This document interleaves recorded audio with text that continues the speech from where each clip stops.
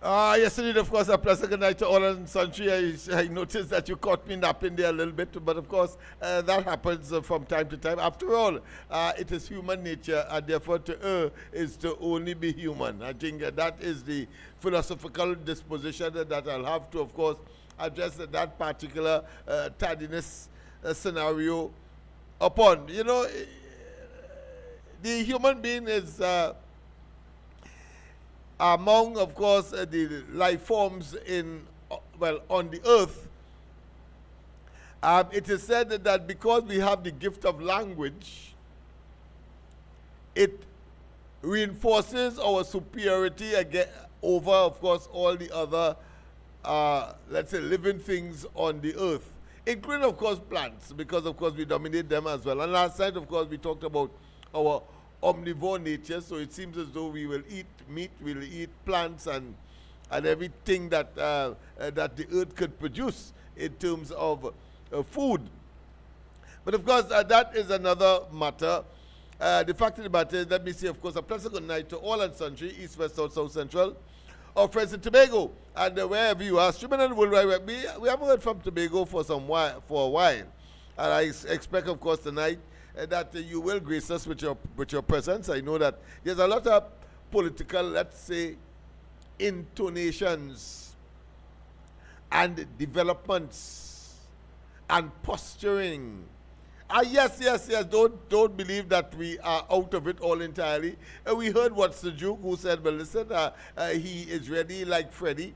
But of course, he did the same thing the last occasion, and the one before that, etc. Of course, the one before that, he had, of course, the presence of Farley in his, what I consider to be platoon. And therefore, it's political platoon I'm talking about, not military.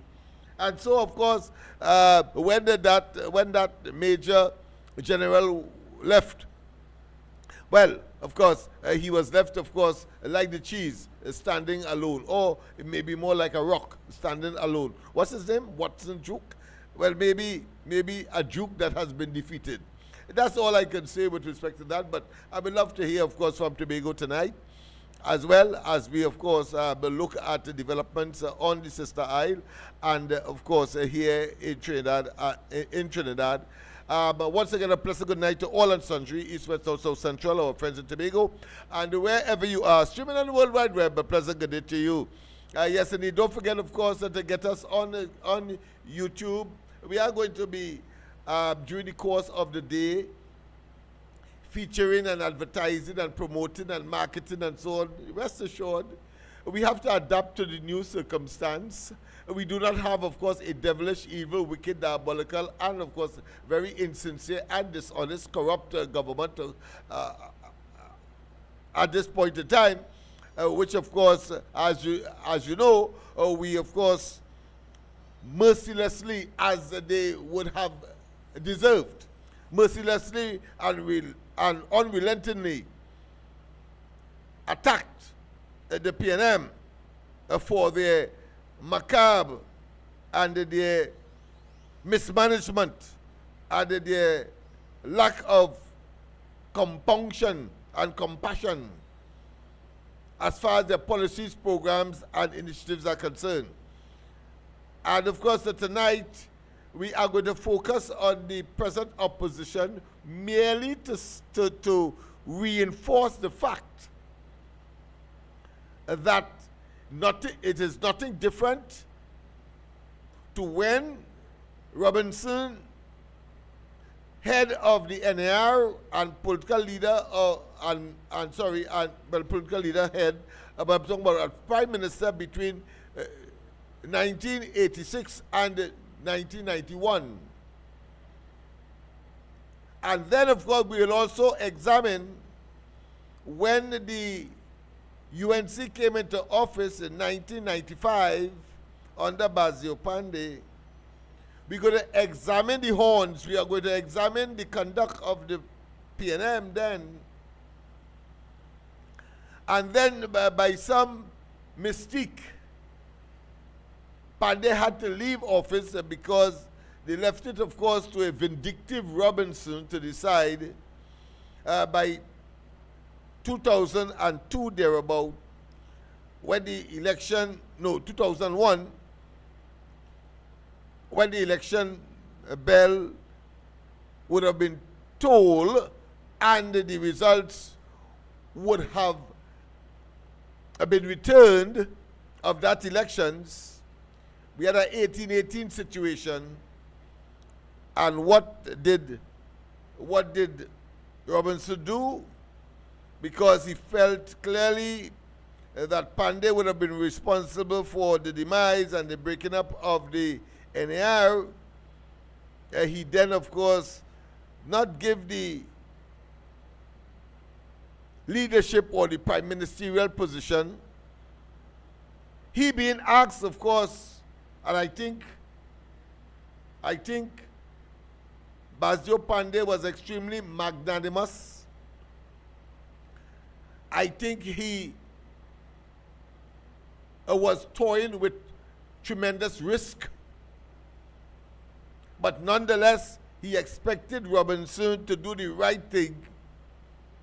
And two, of course, because the UNC did not lose, but was the incumbent, that Robinson had no choice but to say to the national community his choice would be, of course, that of Basdio Pandey as Prime Minister, and therefore would have been made to continue managing.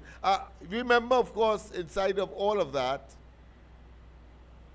the Pandey administration, why they won the election in 2020, what happened to me? 2020? No.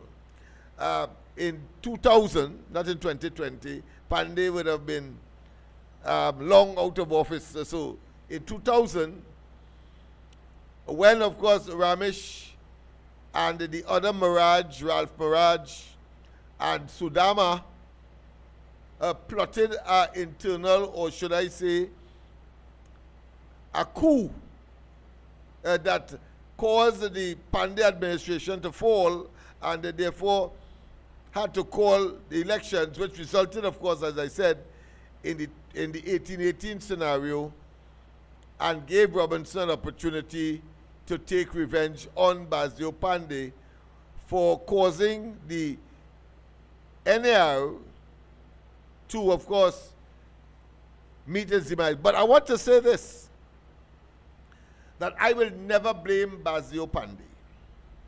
I will blame the recalcitrance and the dog-headedness of Robinson. You see, when they went to that convention down at the OWTU Hall on Rice Road, and the motion was put to the floor whether they should get rid of the ULF fraction of the NAR, first and foremost, there was an unrealistic analysis of the force and power of the NAR, and more so, without the ULF, and therefore that component of the Indian votes that would have been physically or geographically centered in central Trinidad and beyond, it would have been extremely difficult for the NAR to retain government, as the PNM was on the rampage. They were smelling blood, and they, of course, pursued a course of action, because remember, it was under Robinson. That's why they demitted office so soon. I'm talking about the NAR. In 1990, because the election was in 1991, but in 1990, the NAR was all but done because of the attempted coup and the mashing up of Trinidad and Tobago, and coupled with the fact that they met an empty treasury, 2 months of import, and that they had to go to the IMF, the International Monetary Fund. After, of course, Eric Williams and I want to say that this fella was part of it. The man who emerged as Prime Minister, I'm talking about Manning, was part of that group of individuals. Even though at the tail end of when Eric Williams was in office, and then he was succeeded by Chambers, and then of course the NRA came in 1986 and decimated the PNM to the tree. But here it is, Patrick Manning got the opportunity and he went on the rampage. And with the advent of that black, dusty, horrendous, harrowing, and clearly dark day or days in Trinidad and Tobago, the attempted coup, well, clearly the NRO's political fortunes could only be on the downward slide, and slide it did, to, of course, almost oblivion. Today we don't hear about the NAR. But it was one of the best governments so far, based on no accusations of corruption, etc., etc. Of course, we know that the accusations of corruption against the UNC between 2010 and 2015 was really a construct of the PNM, a rambunctious, brutal, heartless, callous group of individuals who would take no prisoners because it was about getting into government. And today, Rowley doesn't want to get a piece of his own doing. So he only is seeing ghosts. He's seeing ghosts. Interpol, police looking for him. He's seeing ghosts all over the place now. And has the audacity, the temerity, the gall, the effrontery, and the boldfastness to say that Kamala Prasad Bissessa and the current, of course, UNC and the coalition of interests are vindictive. Imagine that. He is saying about people who have a right to be vindictive, if you want to call it that, have a right to take revenge, having regard to the fact that he instituted a devilish type of politics, taking no prisoners, abusing office, and engaging in high-handedness, and indeed breaching the rule of law, the separation of powers, and indeed the undermining to no limited degree of our democracy, as they went relentlessly attacking whilst in government the UNC and Kamala Prasad Bissessa. Of course, she remained calm. After all, she is Kamala. She remained calm because she is Kamala. But the fact of the matter is that didn't stop the PNM and Rowley from the brutal massacre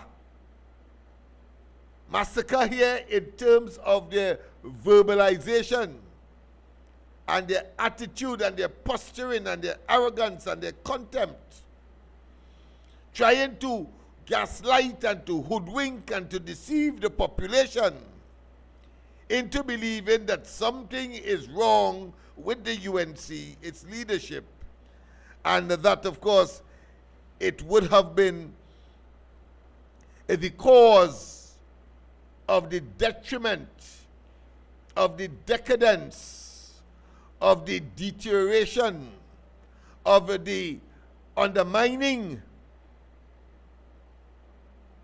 of the solid position that Trinidad would have been when Rowley met or should I say came into office having met over 10 billion US dollars in reserve and over $5 billion in what?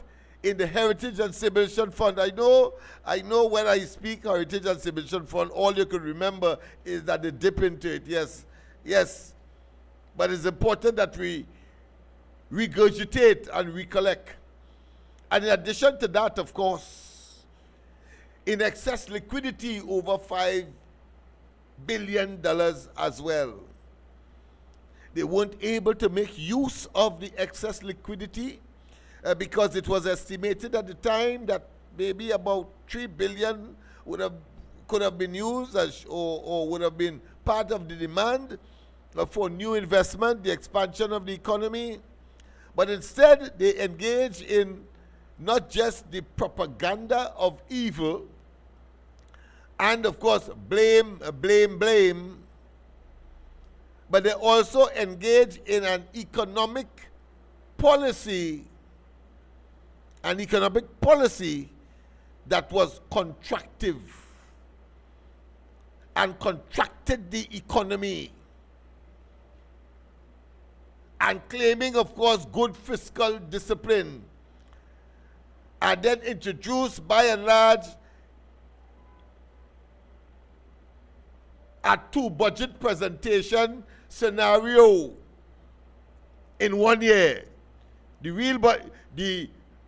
The substantive budget presentation, and then they come and do a review, but in that review really and truly is to ask for or to ask for monies that were already spent or monies to be spent. That is what they did. That is what they did. And of course, they engage in what the economists will call fiscal consolidation. What does that mean? Somehow they believe that they could reduce expenditure considerably and to match, of course, their income. That is what fiscal consolidation really is, or the objective of fiscal consolidation is to take what you have in income and match it or make, of course, the expenditure fit, or vice versa. Make the amount of money you have equal to the expenditure. On no occasion that was achieved. No occasion. As opposed to the UNC economic policy and program, where they were expansive. It is called the Keynesian economic model, where, of course, the state facilitates. In this case, of course, we have something called the PSIP, Public Sector Investment Program, where monies are injected into that particular program to stimulate the economy, to promote private sector engagement and business and expansion. And of course, when a country is prospering, let me repeat, when a country is prospering, people be looking from the outside, and those with capital will come in, and they will start, of course, to invest. And so expansion will take place. You see, it is important that we understand that, because not only do we have an attraction, or put another way, Trinidad and Tobago can be considered to be the molasses that attracts, of course, I wouldn't want to call people flies, but certainly people from other neighboring countries and islands. They have that. And they will only come because they see the opportunity there that they could, of course, make a better living than where they would have come from. So we have the Venezuelans, we have, of course, the Grenadians, Vincentians, etc., but we also have a growing internal population as well. It is stupid, it is myopic, it is dastard, it is, of course, obtuse, stupid to talk about consolidation in the way that it was practiced by the PNM and expect it to have minimal or minimum damage, minimal damage to the economy. And then, of course, when we look at other indicators, such as the ease of doing business, it was under the watch of the PNM. We saw where banks are telling you, listen, bring 2 forms of ID and a utility bill to open an account. But however, you had to wait in line. You have to take a card and make an appointment to open a bank account. It was under the PNM that, of course, we had the situation where if a businessman issues a check, let's say a Republic Bank check or a Scotia Bank check, a businessman issuing a check to his customer for maybe some service that person would have provided, and therefore he's paying them in a check. When you go to the bank, try it tomorrow. When you go to the bank, they're asking you if you have a bank account here. So you can't change a check made out to that particular bank. The customer's money is in that bank, but you cannot change it if you don't have a bank account in that bank where the check has been made out to. That is embarrassment. Come there to fix that, you know. That is madness. How you expect commerce to strive? How you expect people to interact? And I want to tell you this, all of that has come about because of the poor policy position and the nonchalant nature and the non-interventionist disposition of the PNM. In Barbados, when COVID was this massive impacting disease on the people, the economy, the movement, Motley told them in no uncertain terms, the bankers, listen, that nonsense you are on, still telling people, although the government locked down the place, nobody can work. They want to achieve, of course, minimal deaths and infection as far as the COVID is concerned, and the non-overwhelming of the medical system or facilities. She said, those mortgages that cannot be paid, you have to absorb, you have to show some leniency. You cannot, because the government locked down the place, business cannot take place, and you still want the monthly mortgage payment as normal, as if that scenario does not exist, and that the customer who would have taken out that mortgage not anticipating that COVID would come and find himself, of course, in dire straits. She said, listen, no, that cannot be. Everybody have to take a hit. How the hell the bank don't want to take a hit? How come? For the sake of the survival of the society, the human beings therein I'm talking about. In Trinidad, however, what we would have had is the silence, the deafening silence of Rowley and Day during COVID in telling the bank anything. They say that that is a private entity. But what they were really telling us is that they are so damn powerful, the banks, and part of the 1% that he has facilitated, and that the government will depend on these very banks, we have seen, to finance the budget of his government, that he felt compelled to sacrifice the general population so the banks can, of course, overflow their coffers. That is what transpired. And why am I saying that? I'm saying that because I'm targeting that $100 bill polymer that was created, and therefore one had to exchange the cut notes for it. They were able to get the banks to be part of a scheme. It's a scheme to take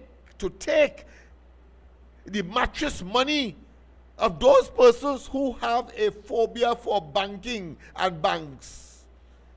Those persons in agriculture who would of course engage in cash transactions over the years, will hide their money in their, not literally mattress, but I'm using mattress as a general term to mean they will keep their blasted money out of the bank and therefore at home and where they feel more comfortable and they can access it in order, of course, to do business. That is what was happening. But the banks,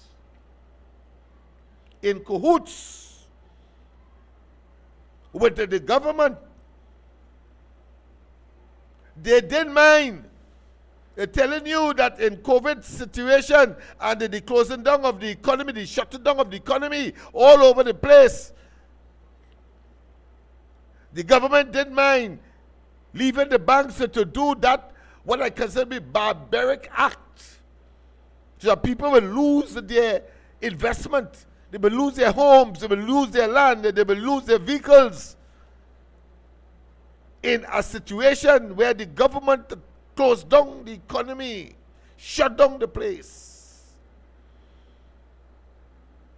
And I'm saying this not from a conspiracy perspective, but from a reality perspective, because that is what transpired. Let's go to the lines. Let's go to the lines. I know that people are now anxious, having regard, of course, to the tenet or the tone of the discussion tonight. A pleasant good night. Welcome to the corridor. Good night to you, Uncle Lennox, and to all your listeners. Yes, ma'am. This is the bad station that's interrupt when you listen to a nice program. And all the listeners, this is the fella I'd like to interrupt, Uncle Lennox, when he on a roll. And to tell you all, share the live, and please reach up to 40,000 before next week, Sunday, God's Spare Life. And you see the polymer note he's talking about? It looked red with a national flag on it, with a big one on it. You can drop up one or two of that by Uncle Lennox. Feel free, because Uncle Lennox is a fella like a piggy bank. He take any currency or any metal of cash value or any paper that he could trade for worth. So Uncle Lennox, I like the topic, but excuse my interruption. No problem, man. Go ahead. And I will try to make myself a fool, which I just always do every night. So when you miss out that Keith Rowley, after all what he get in the different treasury and the fund and the import cover, the Heritage and Stabilization Fund, and then the actual foreign reserve in US, you miss out the part when Hilaire, the governor of the central bank, came out for every two budgets in 1 year, And he come out and he say, the economy is good, it grow by 3%, unemployment is down, the economy grow by 1.2%, the revenue stream is looking good, the outlook is nice, that's hilarious, and I quoting him, I want him to come on, call any radio station or send a pre-protocol action letter and let me go and answer it in court. That is hilarious. The man who they bought a block a building as Love Thy Neighbor in Tobago. Eh? Birds together, talk together, and make children together. And they do make mischief, right? And then you to say that the Petrotrin closing down of Petrotrin is because when he sell out the patrimony of Trinidad and Tobago to Shell, I say it plain. Since I calling on this program, I tell it all you because that is my way of life, and this is why my country is how it is today. Because Keith Christopher Rowley make a deal, and he see where he could have benefit with it. Just imagine the license for the Dragon gas field is Shell have a 30 years. What is the benefit? And you know what we're supposed to ask? I just changing the conversation for 2 seconds. I would like to ask the energy minister present to disclose what is the deal and what is we revenue stream if the Dragon gas, right, field come on stream and the project continue. What would that be? What Shell would I be making? And what Trinidad would I be getting? Because you know and I know that Perenco and ConocoPhillips have $1 billion talking about jumping up, right? So you see where we money are talking about the economy, you know, and how we just see trouble and we revenue earners, you know. Eh? When BH Bulletin, right, was in Trinidad here, the Australian company, Stuart Young them come in power, the hush and all they hear is Woodside, right? And Perenco. But nobody has said all these fields, they make DP, sell out, which is still a gas coming from. Where that gas going? And a revenue. Then they tell us that the Dragon gas deal is on. They close on Petrotrin. They're justified by saying it's losing billions of dollars. So if Petrotrin was losing billions of dollars, why does not NGC make billions of dollars? Uncle Lennox, I'm asking you a question tonight on behalf of Stuart Young, and they feel smart, right? And they like to be smart with foolishness. If Petrotrin losing money, how it is NGC take a hit for so much billions of dollars, and Mava talking now that is $1 billion for the last 10 years, run up in TNTech. How do I get the run up there? If you collected revenue, who is the contractor get to cut the trees and them and clear the line? And you know what I asked you, Uncle Lennox? Last night I asked you, $1.4 billion divided by 10,000, right? You watch me and you laugh. But I would like to ask you, if there's anywhere close to 10 million, okay? Per person, per person, per person, per person. Yeah. Okay. That's right. right. The number was so mind-boggling, and I was sort of course, vicariously thinking how an ordinary super person would look, because they couldn't imagine seeing that money anytime in their lifetime and other generations. So I didn't bother to respond because I don't think they would have been able, of course, to fathom intellectually, of course, that. But I'm glad that you had done the calculations. But go ahead. No, but I still stand to be corrected, you know. I want what I call us, get a calculator and divide it and come with it. If they want to go down, I just give you an estimate, you know, right? Because you know what's going on. If I take my 10 toes and with 10 fingers, right?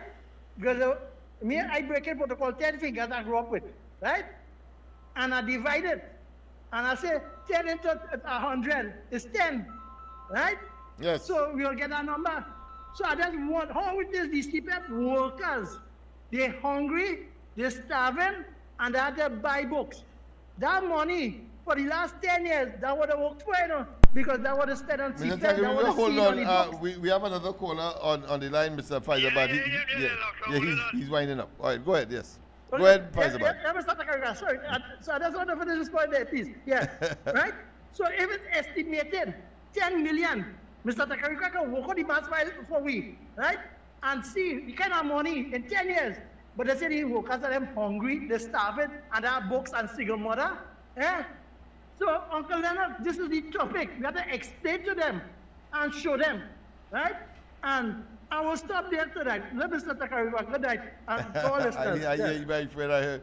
Don't forget, of course, that the focus tonight is really and truly how the PNM plans to come back. I'll show you, of course, at the ending, a video of their latest, of course, foray in that regard in terms of a press conference. But let's go straight to the line. The President, good night.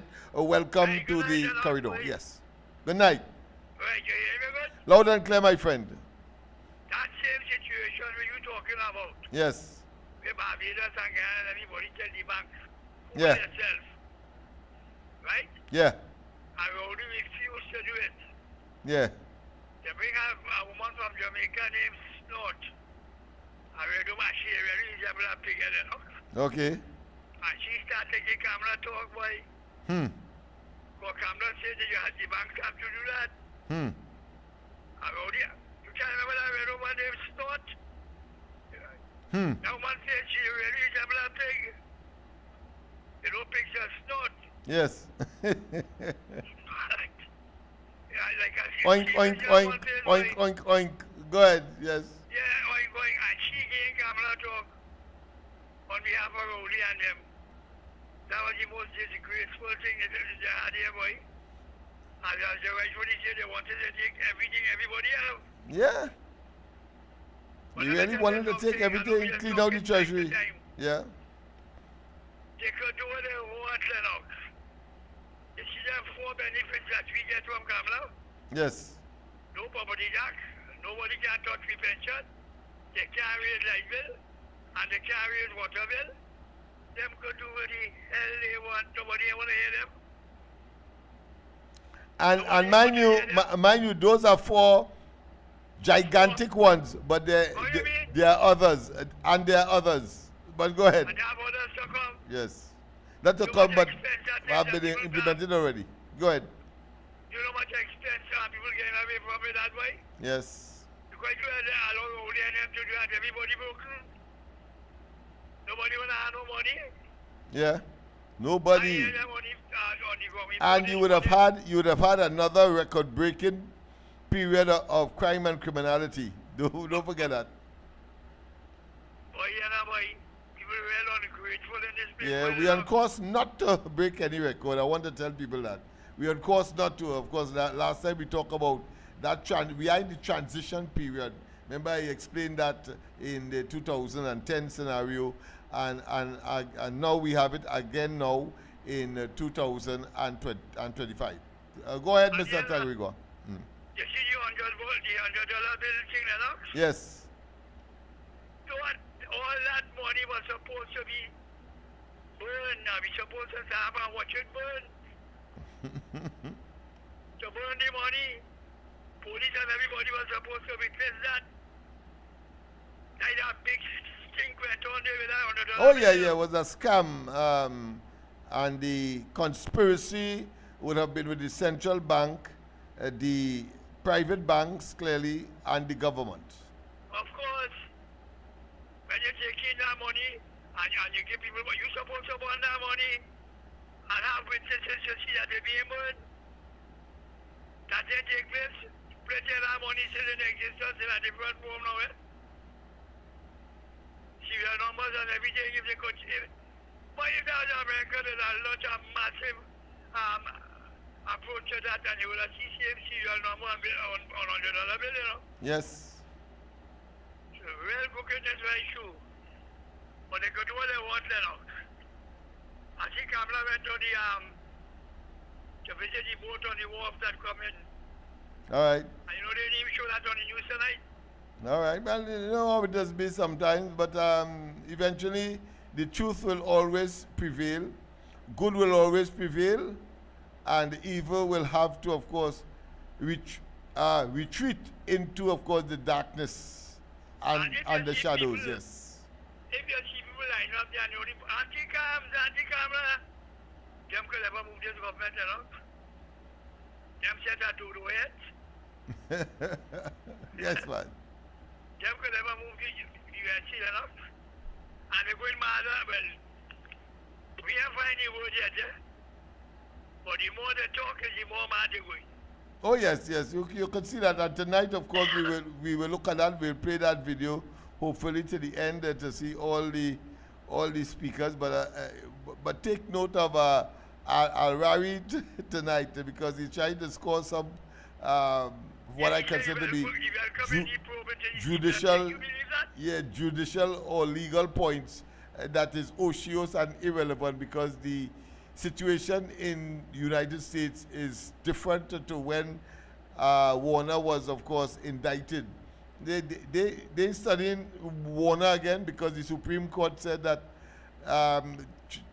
America overreached in their authority, and that therefore they curtail them. So therefore, yeah. And we're going to look at that later down the road, because the PNM will come and try to make it look as though that is not so. We will let you know that Warner is all but free. But go ahead. Jack Warner is a free man. Yes. And he will come in, he prove it to see everybody. You really believe that? He didn't believe that, because they had Imbert to come and say that CPEP got an open check.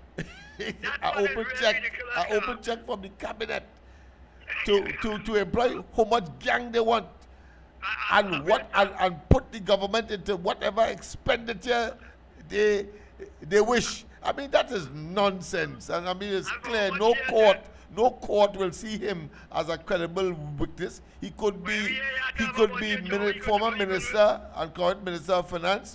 No respectful and right-thinking judge or judicial officer will even consider that kind of childish, puerile kind of excuse for a conduct that clearly ought not to be in court. Go ahead. They might say, listen, get this man out of my sight and get him out of mine as well, if you can, yes. Can I put a psychiatric evaluation, that's right. Send him up sentence. Yeah, what nonsense you talking about CPEP always had the prerogative to expand, and suddenly they expanded when the election was nearing a conclusion, a close. But suddenly you put 300 companies and extend, of course, to 2029, all that kind of hogwash. That is nepotism and cronyism and abuse of office and abuse of our resources, and we must not. In fact, we must be unforgiving of these fellas and what they have done and what they attempted to do. Thank God we had, of course, the intervention of Kamala Prasad Bissesa, the UNC, under the coalition of interests. Go ahead. Let me ask you this before I go. Go ahead. I see only ticker tape tonight on the news. EPSA. Yeah. Warning was about employing people. What going on there? They're warning people about being employed? What you say? Yeah, the warning was the Public Service Association, that Felicia Thomas and them. Well, I'm not certain, so I can't say, Well, because I didn't see it. The warning was about employing people. All right, okay. Or promoting people and something like that. What's up in the backside to what? All right, but let's see what's happening there, because you know there will be elements of as we are in this transition period, there will be elements of the PNM that are there to, of course, undermine and subvert, and we have to watch these what I consider to be fox or evil in sheep clothing. They're going beyond evil enough. Yeah. They went in that time machine and me over the went, you know. Yeah. Something. These people are just simply obnoxious. They undeserving, not even the position they hold now. But all right, my friend. Yeah, You will pull up this here and see news tonight. I'll do that. I want you to come here to see and see what already could be going on there. All right. I'll take an assessment of it. And I've taken note. I've taken note as well. All right. Thank you very much. Yes. Yes, indeed, people. Quite a lot of information. Indeed, quite a lot of information. Mr. Faizabad, of course, and of course, the lines are still open. Of course, Tobago, I hope that you are listening and that you will, of course, make an intervention before 9:30, because I believe in at 9:30. But that being as it may, remember the focus tonight is how the PNM will want to try to hoodwink and deceive itself back into government. And we must be conscious of that as members of the society, members of the electorate, those who now are able to vote and those who will be voting in 2030. Yeah, we need to be futuristic. We need to project. You see, in the past, governments that were not of PNM failed to do that. And so what they got as a consequence of being complacent and believing that, of course, the government is theirs for the taking.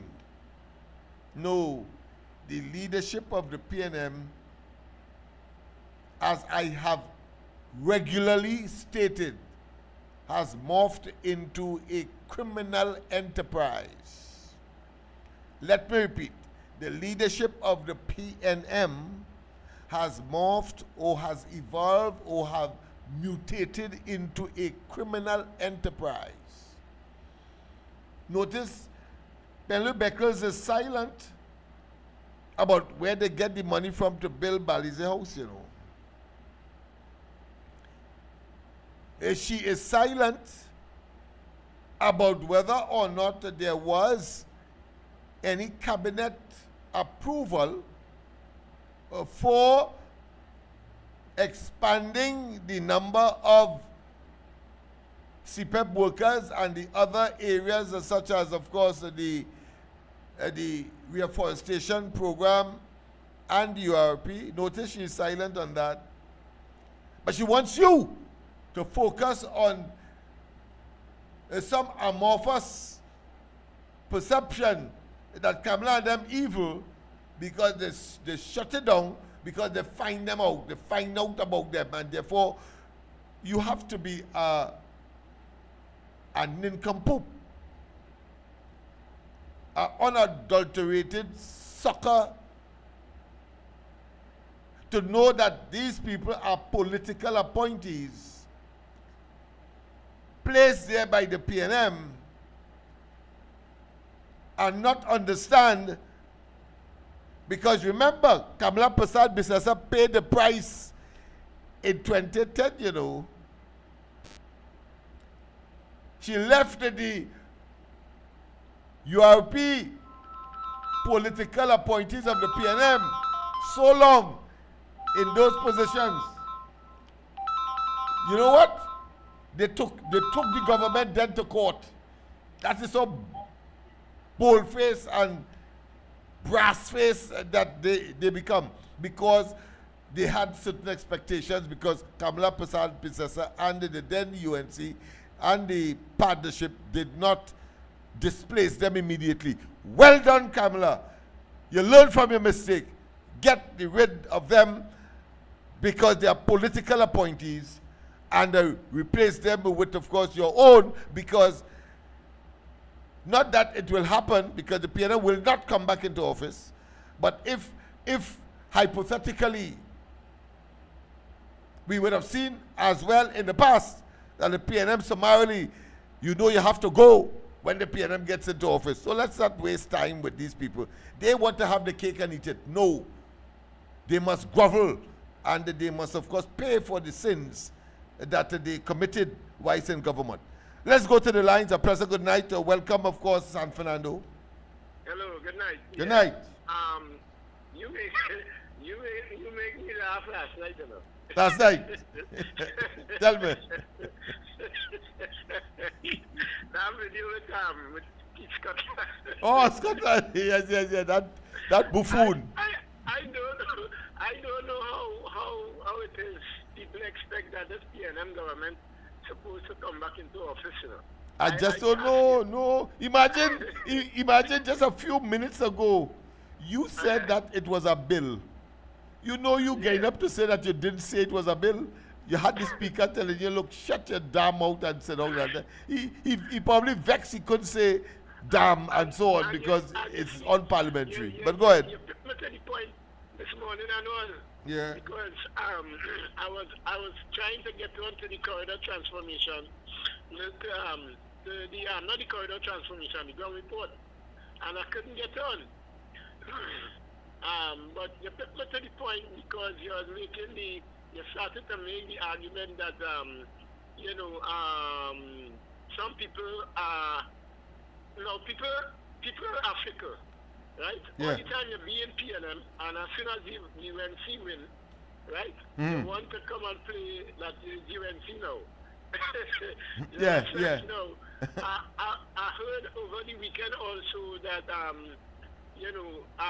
conversation with someone where they were saying that UNC people were spying on PNM people, and UNC people carrying back messages to the PNM.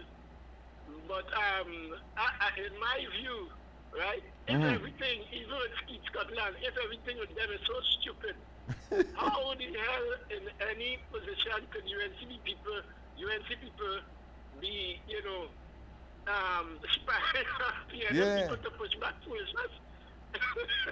No, it's really ludicrous. It is laughable. Yeah, that's what I'm saying. I mean, there's a bunch of comedians. Go ahead. Yeah. Yeah, so this thing is a laughter.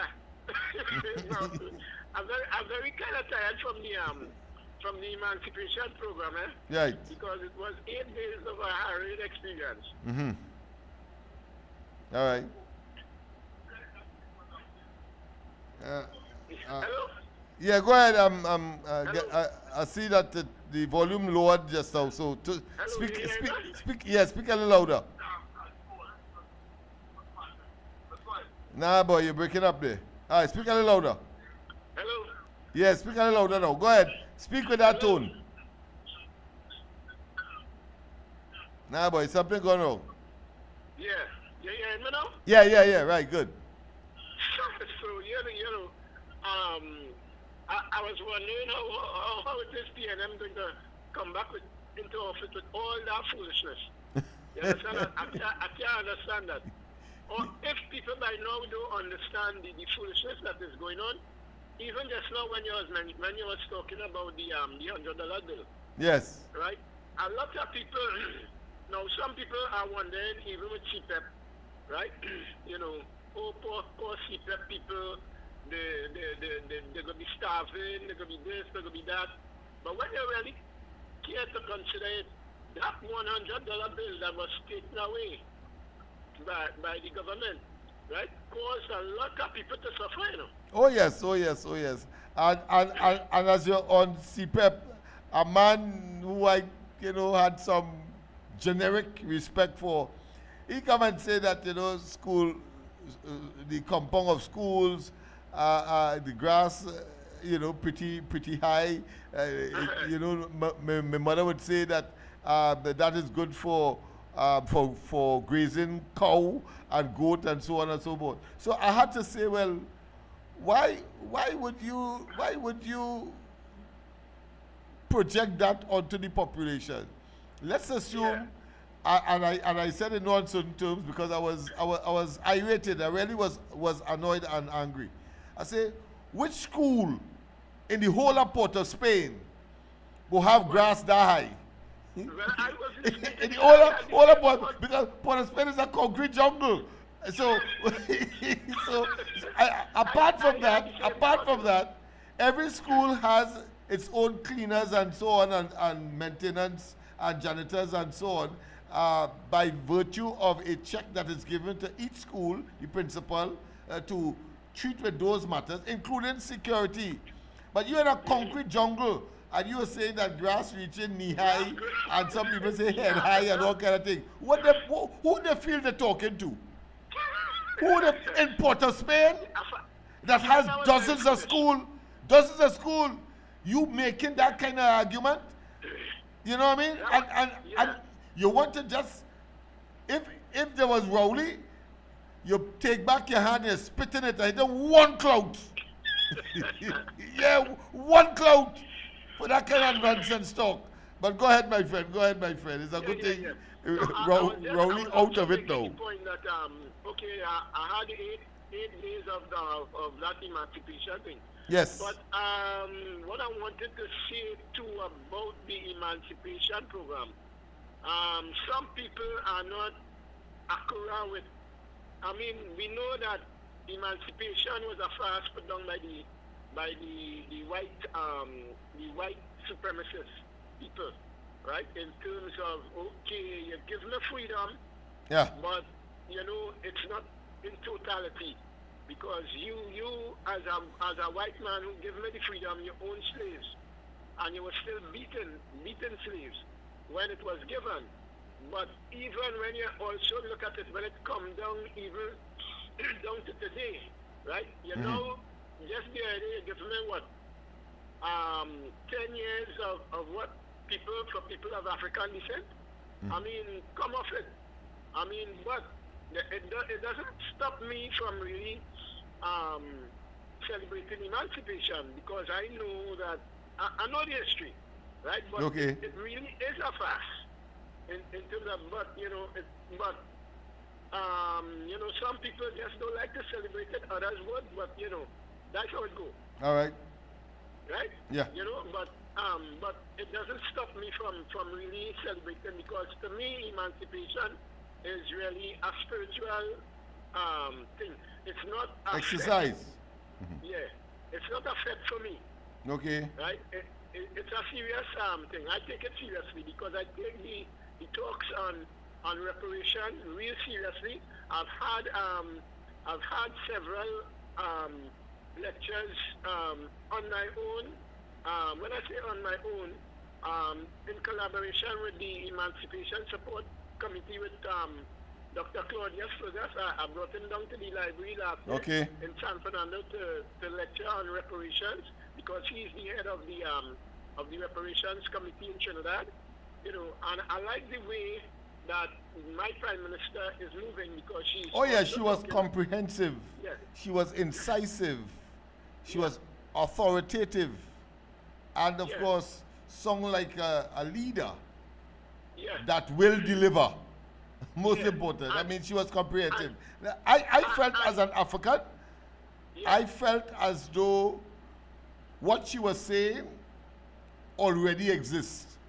Something that, of course, I could not even dream to be associated with in terms of feelings, in terms of expectation, in terms of anticipation.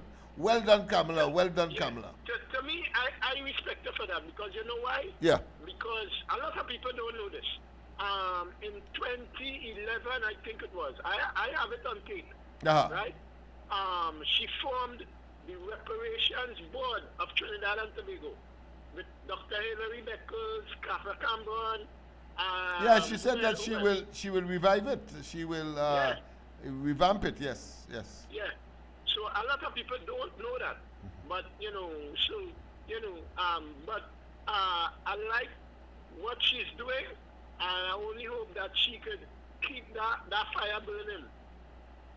Right? Yeah, I have no doubt. I have no doubt that once, of course, the Almighty provides her with the wherewithal, the physical strength and the mental capacity, I'm sure that at the end of the day, the policies and programs will take care of itself, and we will see a better day as a country. I want to say, as you were saying that, and you are into the culture as well, that I remember very distinctly as you was talking there, the whole question of augmenting and respecting, of course, by that gesture, she demonstrated a respect for the culture, talking about, of course, the competitions, whether it be calypso, whether it be steel band, etc. And we're talking about over $1 million off the cuff and then again, you see for the with first time. And then again, you see with the opening up of that Ghana, West Africa kind of thing. Yes, that will kind of boost it. Yeah. That agreement, that flight agreement that was there lingering and, of course, not being actively pursued, she has decided to do so, and, of course, to open up economic link as well, apart from the cultural aspect of it, but economic link to that continent. And if you start in Ghana and, of course, Nigeria, you have access to straight down the road South Africa and straight up the road Libya. Once, of course, the economic conditions and the social conditions permit people like us to invest in those areas, and therefore gain access to more wealth and for Trinidad and Tobago, and we eventually maybe still will become the gem of the Caribbean in terms of Singapore and in terms of the Middle East as well. Go ahead. Because Trinidad and Tobago have the potential, you know. Of course, had it all the time, but we had visionless leaders. From Merriquilem comes right back down the road. You cannot tell me Trinidad in this state when it should have been the Singapore of the West, or the Dubai of the West. Yes. All right, my friend. Let me get to that video. I think you better listen more of the nonsense that spews from these people who clearly have lost their way and their vision. Let me just at the same time conclude. Okay. Yes, thank you very much. Yes. Let me just conclude that that presentation with respect, of course, to the polymer and the cut notes. You see, I'm making the point that here it is that the conspiracy among them, the government, the 1%ers who own the banks, and the central bank. Let me just get this call. We have another call. Let's take the call. A pleasant good night. Lennox is me again when I see time running out. Yes, go ahead. You remember the German battleship they called the Bismarck? Yes. It's a lucky shot by the British in the rudder. And it was spinning wrong and wrong. They don't defeat that, you know. Yes. So are you saying that the PNM is in that state of stupor? The government is like the Bismarck and the PNM can't be so lucky. They can't be so lucky. You turn it around. All right, I hear you. They can't defeat the Bismarck here. Yeah, right. I thought the PNM was spinning around like the Bismarck. Yep. All right, okay. Yep. Because the UNC is deliberate, not lucky, deliberate enough to hit them from any distance, because they're so conspicuous as a target. That was 40,000 tons afloat, you know. Yes. And then how this government is right now to PNM. Yeah, man. All right, my friend. Yeah. I know what political used to sing that. If what? I know what PNM can't sing that. No, definitely not. We government like this market, you know, boy. Yeah. That matters. Yes, indeed. Let's go straight. Let me just conclude that that part of it, which the conclusion, of course, of that presentation that I started earlier, and that is, of course, the conspiracy with those notes. And I'm going to sort of tie it up now. I'm going to conclude now. But at the end of it all, what transpired really was that over $500 million was not exchanged for polymer. The scheme was clearly orchestrated by the government and the owners of those banks, Because when people went to change 100,000, they would suddenly run out of polymer. So they have to keep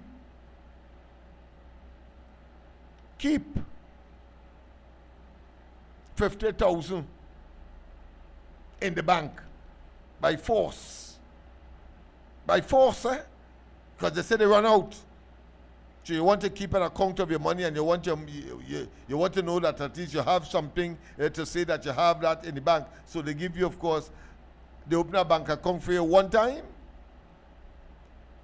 And I'm sure that in those cases, if you ask them, they need no 2 passports or nothing like that, you know. They take the people money and showing you. Many of them lost their money. I say lost their money, meaning that caused their money to stay in the bank that way.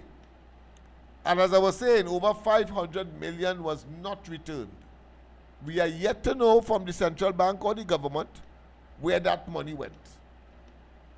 Where that money went. Where that money went. And if we did not remove the tails, another scheme would have been concocted, would have been hatched by this government, because we have seen the various amnesties, another part and parcel of that effort to get easy money without, of course, preparing and introducing productive elements in the society. So that's when I started by saying that ease of doing business, foreign direct investment all but dried up, and the economy took a tailspin, over 20% deterioration, as they engaged, of course, in an economic policy that clearly was nestled in fiscal consolidation, as opposed to, of course, the expansionist ideology or the form of economics that the UNC would have practiced. And you will see, it's early days yet, very, very early, but you are seeing, of course, signs of it. When they forego property tax, what do you think that is all about? More money in your pocket. When they stop any notion of increase in electricity, more money in your pocket. What does that mean for businessmen? More investment, generating more employment. What it telegraphs to investors from abroad. Trinidad is a place to come and invest. And when they would have taken out and, of course, redirect act eventually to them banks with their nonsense. You get a check from a bank, you go and present it to the bank, and they want you now to put that check in that bank as a form of what? That you are a customer. Suppose you don't want to be a customer of whatever bank. They're forcing you to be a customer. And I'm sure in such circumstances, especially if it's big money, you don't have the criteria. They will forego part of the criteria because they want the money in their banks. Schemers, brutal and insensitive and draconian and coercive force. Does not waste time. So that is what I wanted to share with you in terms of the PNM wanting, of course, to come back into office now with their old talk, as we saw, of course, with Robinson, and he lost the election in 91. So too Pandey, and so too Kamla in 2015 with old talk, and then they unleash savagely, and like sting a nettle, you're itching all over, and they would uncompromisingly and inhumanely pile on the pressure, utilizing, of course, what I consider to be the silo methodology. Silo methodology. That is to say, they introduce property tax, they make an argument for that. They introduce online tax, they make an argument for that. They introduce increase in electricity rates, they make an argument for that. And these son of a bitches, when they would have done all of those increases, it is the single salary person whose pocket they are digging out that money. But when they make it the argument, it's all kind of old talk at who have buildings in New York and paying the tax for sure and all them kind of hogwash. But the fixed salary individual, because they don't want to increase, notice, they didn't want to increase salaries. Leave it so. But they get their scheme off the ground. And you suffer and suffer and suffer and suffer and suffer. And they say that they are the best things. And can you say sliced bread? They are the best thing that the devil need. Devil need. What's at Balize House? What's at how many of them are now millionaires and so on? It's not to waste time. But let's go, of course, to that press conference and hear how they plan to come back into office. Very, very important. Let's go there. Yes, let's go there, Gonzalez. Ole getting away. Consume a certain amount of kilowatts for electricity. There was a rebate that was provided. It was costing the taxpayers millions of dollars.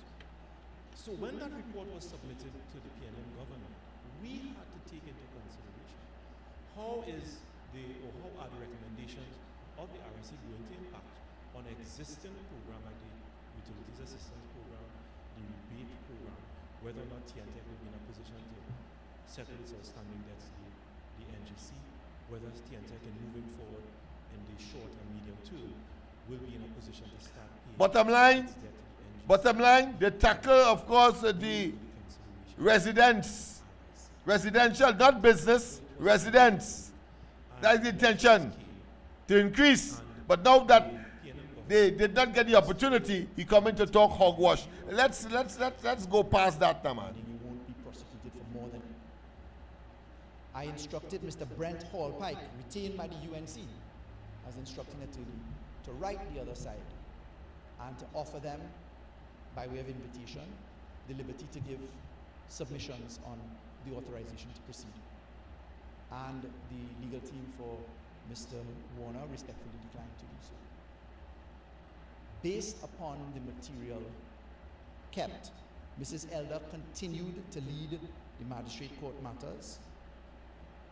The central authority under Mr. Ram Logan, under Mr. Nicholas, was a gentleman named Mr. Netram Kaulesa, very capable, has replaced the legal team that I gave to you, comprising James Lewis King's counsel, Ravi Rajkumar Senior Counsel, Vanessa Gopal, and Dalrymple Watts.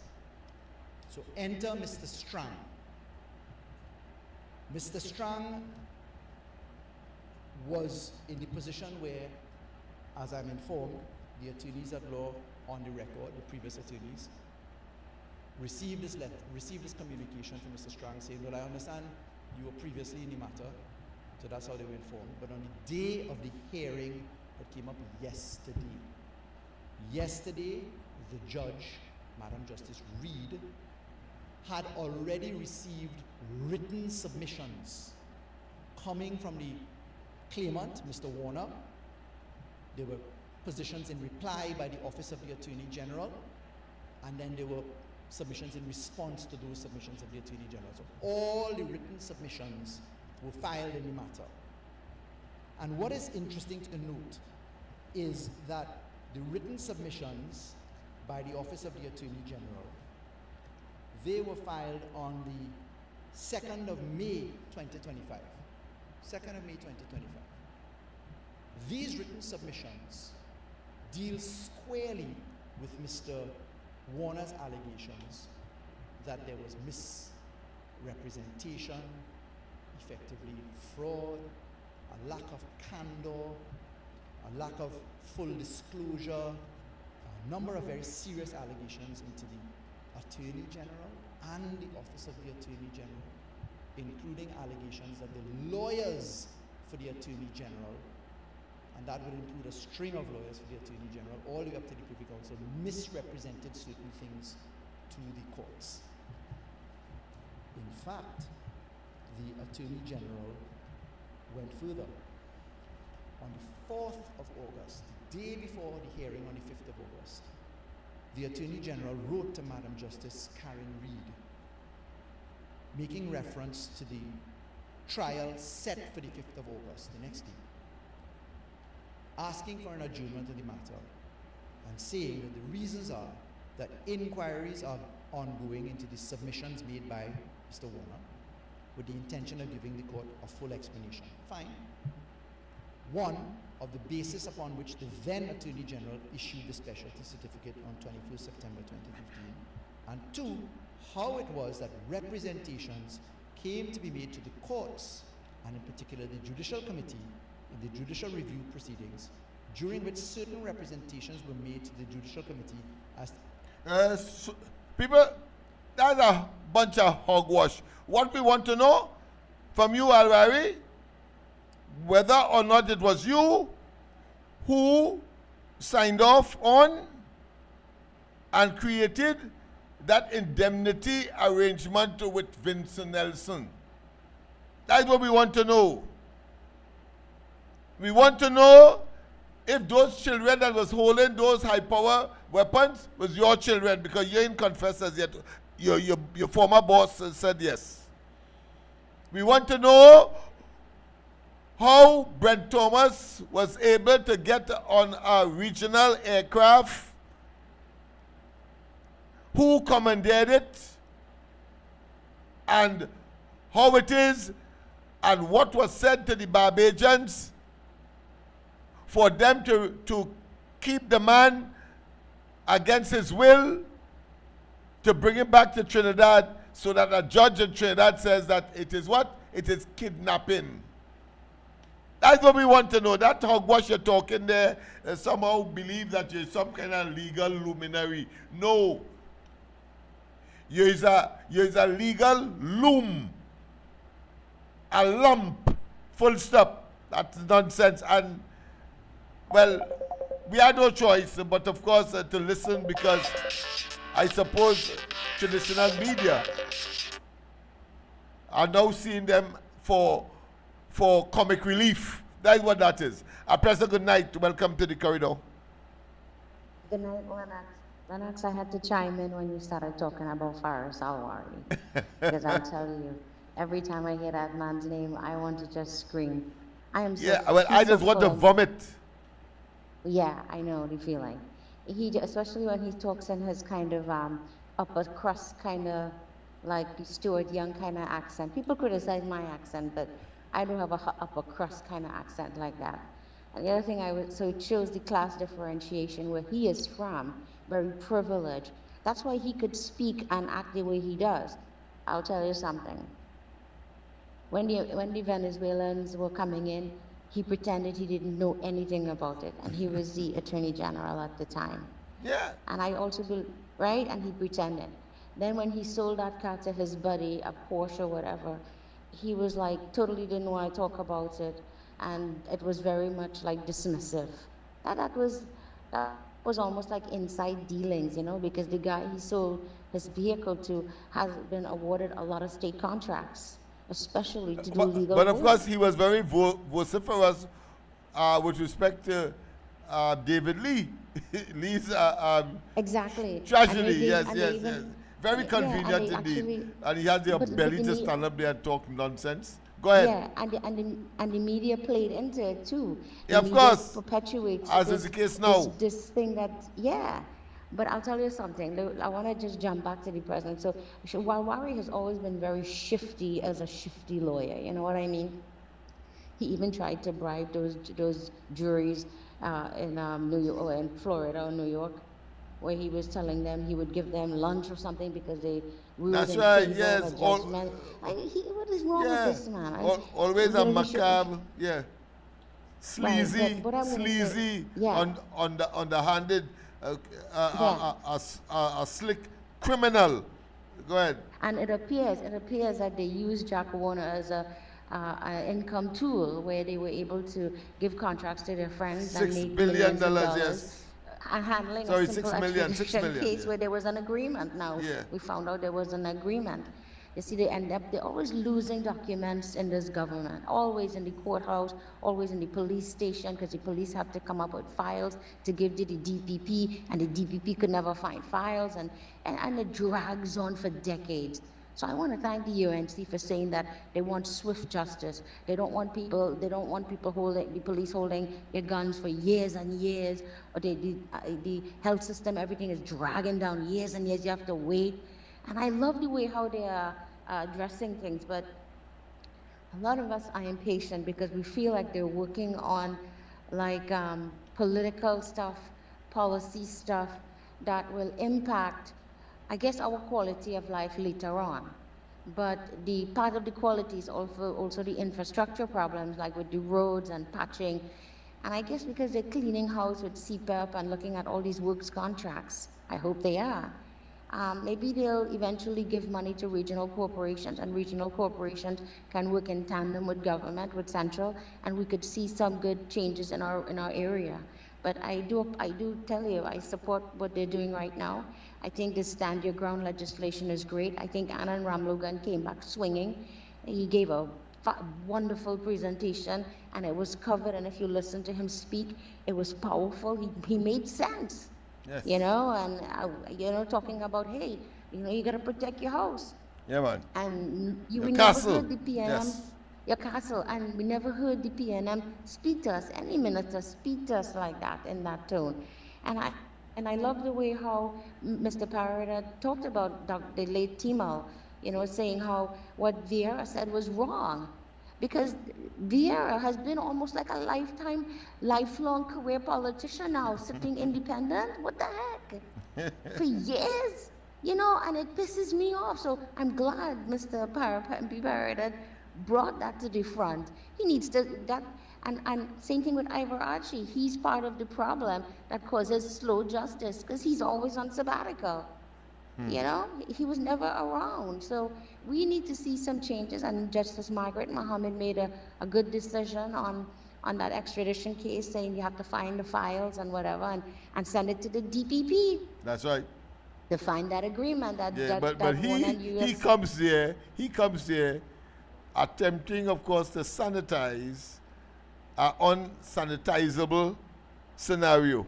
I mean, it's a Exactly. bunch of jokers. He has to be a lot joker. of it is too far. Comic I- relief but- right through. I just know, and we're talking, and Kamala Bissessa said, the Prime Minister said, she was talking about what's happening in the country right now. She addressed crime. She wasn't yelling at us. And they asked her, what do you think about this 15% tariff Trump has done to us? And she did congratulate him when he won, because she knows he has an inflated ego. So she will try to give in to that. And she's a woman, and he loves certain women, and she's going to be very nice and sweet to him, and we hopefully will get a 10% tariff back down or something, because they are our number one trader with oil, and we don't have a refinery, and the United States wants to have, their own Excell. But Excell I was Yeah, in well, see, Guyana, and they- Exxon Mobil is back in town after a very Yeah. long time, and going into the deep waters as they have done in Guyana. So, And so one is so we're looking extremely at things optimistic. real- Yes. Yeah, and I want to make one last comment, and then I'll let you go.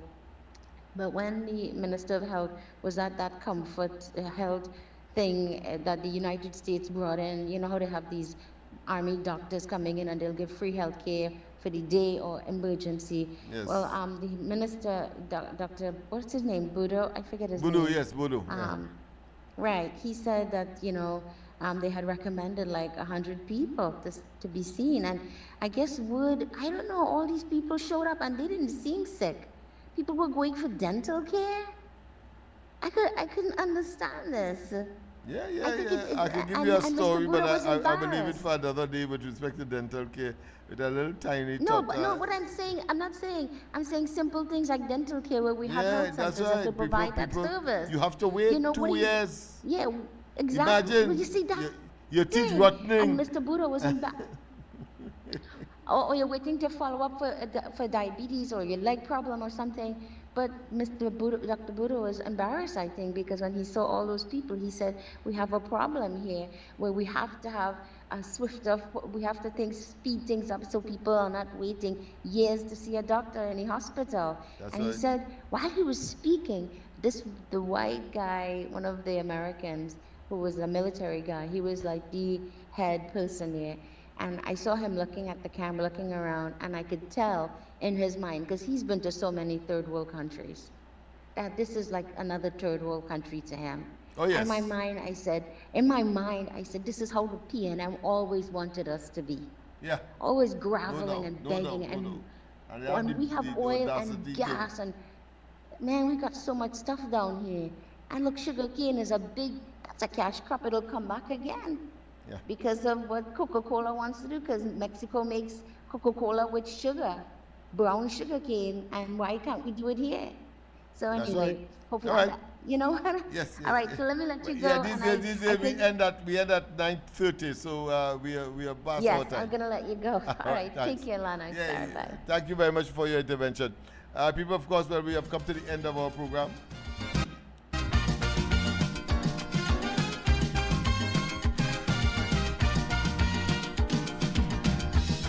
I'm going to leave these buffoons speaking in silence for you to get more angry and angrier and angrier.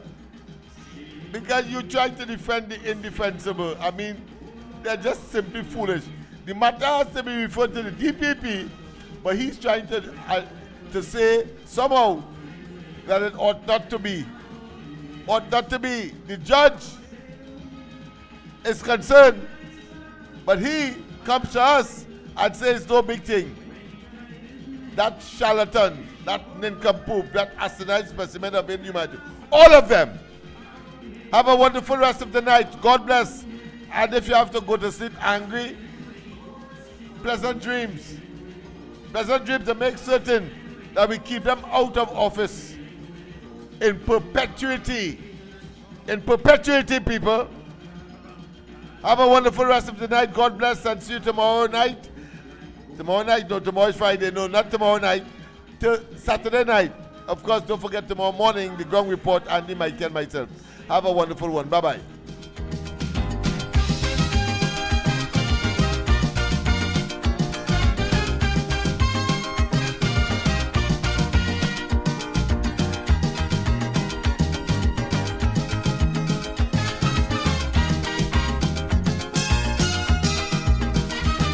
I have under scrutiny, who plotting mutiny, and I watching them. I say I watching them, who giving the captain lip, and all who abandon ship, and I'm marking them. I say I'm marking them. Stowaways, cheap and free passage, castaways with excess baggage.